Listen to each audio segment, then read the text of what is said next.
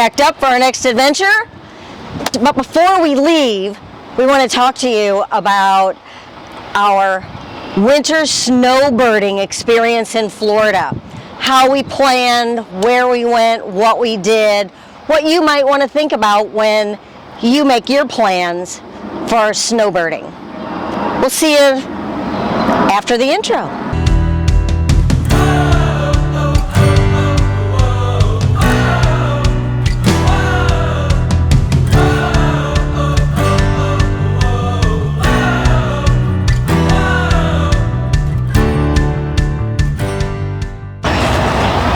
So, our very first snowbirding trip, and we went to Florida.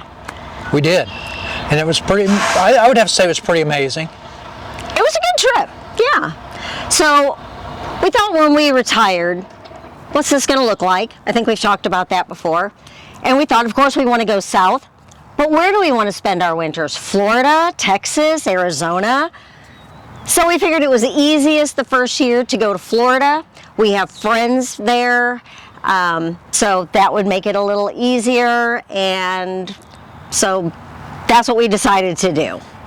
But I think the challenge then became where in Florida. Yeah, and I think we made a mistake this first year.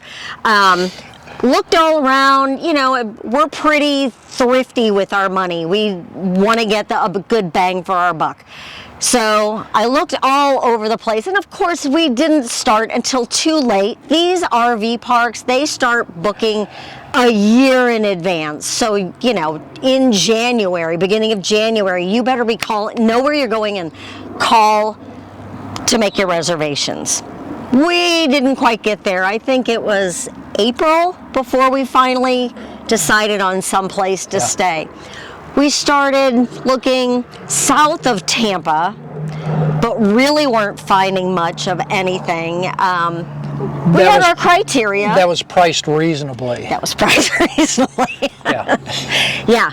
So, you know, I mean, I think we were trying to do a champagne taste on a beer budget. Right. Yeah, a little more context on that. We were trying to keep a monthly amount at around $1,000 maybe, something. Yeah, something like that. That's hard to do. It is. So then I see at one point that there's an RV park that has a woodworking shop, and Gary has recently taken up some woodworking, just, you know, playing around. And so I told him about it, and of course this place didn't have any openings, but I kept looking. I found a place, brand new. They'd only been open a couple of years, 570 sites, all very good size. They had everything. In fact, you can rent a modem, and that way you have good internet while you're there, which was very handy. Yeah. Well, we need to tell them where it was. Well, I wanted to tell them a little bit about, and get their, you know, their earbuds open. Okay. Oh, where was that, Linda? Where did you go? Anyway, it had everything that you can think of, and it was Oak Alley RV Resort in Webster, Florida. Now, where's Webster? It's an hour west of Orlando and an hour north of Tampa. Yeah. It was a very, very small town. At first, to us, it seemed like, wow, get away from it all. We live in the St. Louis metropolitan area, in the suburbs, and, you know, after working for so many years and traffic every morning and every night, we thought, oh, to get out in the country in the quiet, wouldn't it be wonderful? We didn't really like it so much. Well, it was forever to get anywhere. But too, there was another draw, because they had some really good amenities. Oh, they did. It was great. But for us too, there was a bike path that was maybe 9 miles away. So, and a really nice bike path. Mm-hmm. So very straight.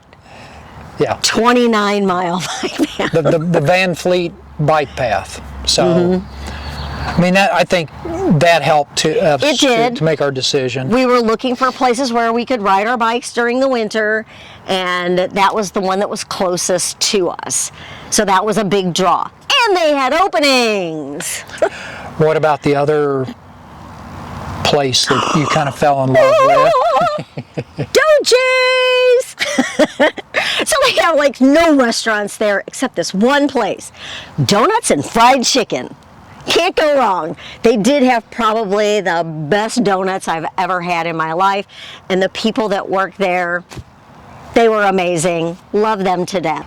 It was a great park. I don't have much of anything to say negative about that. Everybody was very nice. Great place to stay. So yeah, so that was the first 2 months. We decided we'll spend 2 months there, but there were other things in the state that we wanted to see and things we wanted to do. Yeah. So we started in the Tampa area. We were lucky enough, and I think it was just beginner's luck, that I was able to get a spot for us at Fort DeSoto Park. It is in Pinellas County. It's right at the tip of St. Petersburg. So we stayed there. We stayed at another park in Tampa that, I can't think of the name of, but we'll put it in on here somewhere. We stayed there. Gary did a race, a 5K in St. Petersburg one evening. That was really fun. It was, because it was also connected. It was called the Grand Prix 5K. That weekend, St. Petersburg was having a Grand Prix race. And at least for me, the draw was being able to run on the Grand Prix course. And that was pretty cool to actually be running on a race course. And then they brought out the cars. Cars were there. That was fun. It was, and the drivers came out as well. Mm-hmm. So yep. they interviewed the drivers. So. And then you could get autographs and stuff. But we digress. So that was just one of the little things that we did. We visited with some friends there in different parts of the Tampa, St. Petersburg area. So we were there 7 or 8 days. Okay, after that, then we went down to Sarasota, wwhere we stayed at Myakka River State Park. Beautiful park. Unfortunately, the previous fall, there was a hurricane that came through and destroyed a lot of the park. There were trails we couldn't go on, things you couldn't do. So we might have to go back there again so we get the full experience. The campground was great. We had a huge site, pull-through site. So while we were there, the main thing we did was to go kayaking. That was a fun afternoon. One of the main things. What was the other one? We did polo. We did polo. We did.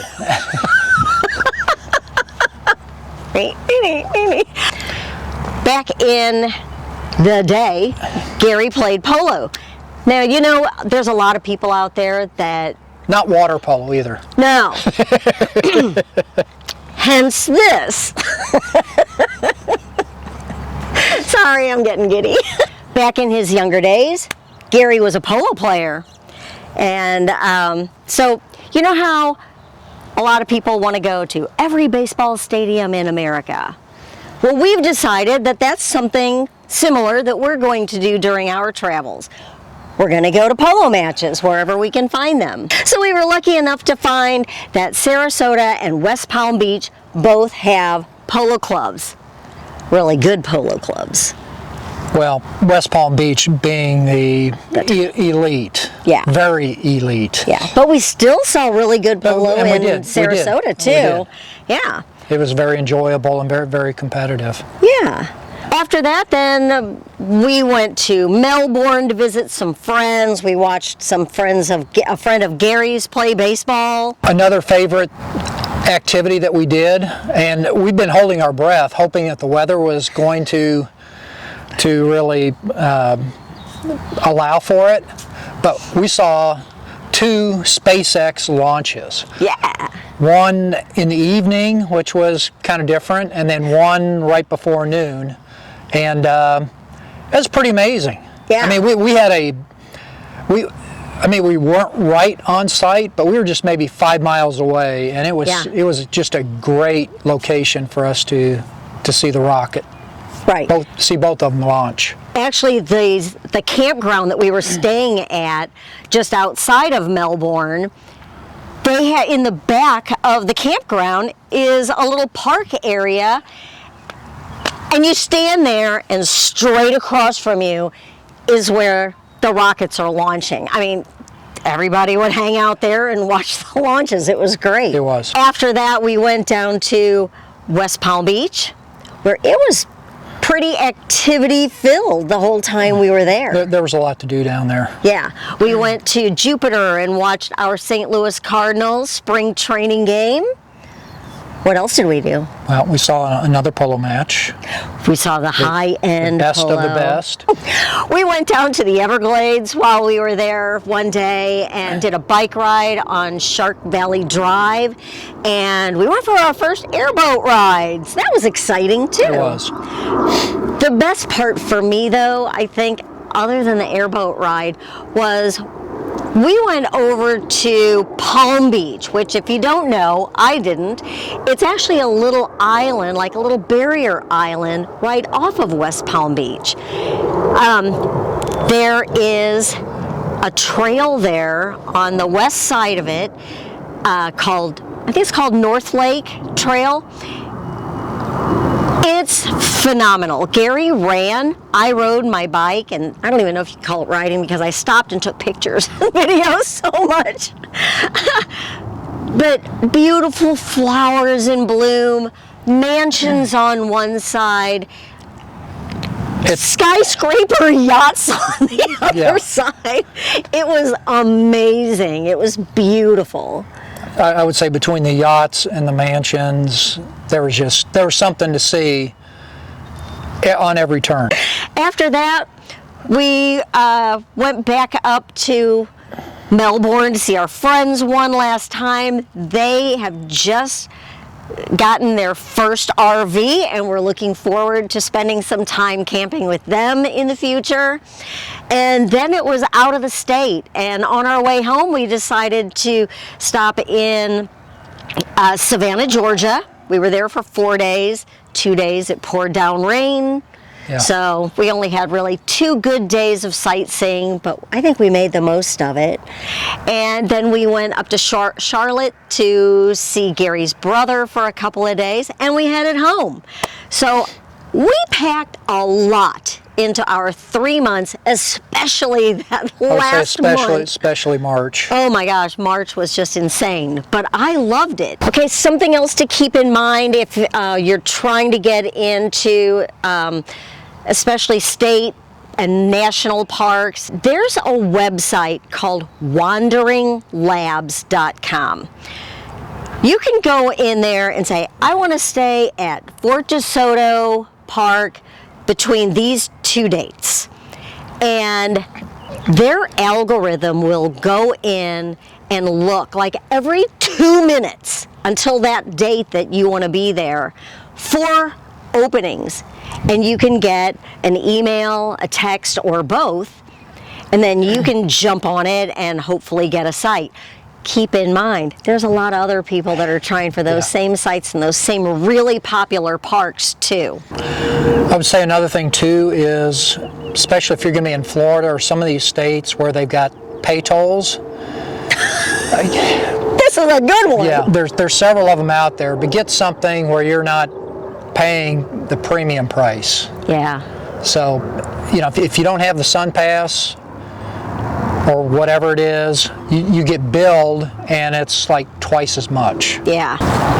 We hope you've gotten something out of this video. We've rambled maybe a little bit, but you know, I think we've hit a lot of the high points, things that we've learned, things to keep in mind.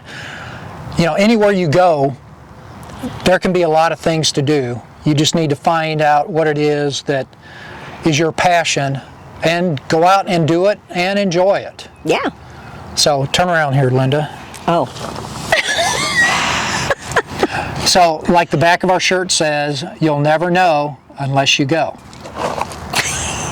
So Thanks for being part of this video, being part of our adventure, and we look forward to seeing you on the next video and our next adventures to come. Remember to hit that like button and subscribe to more videos. Bye for now.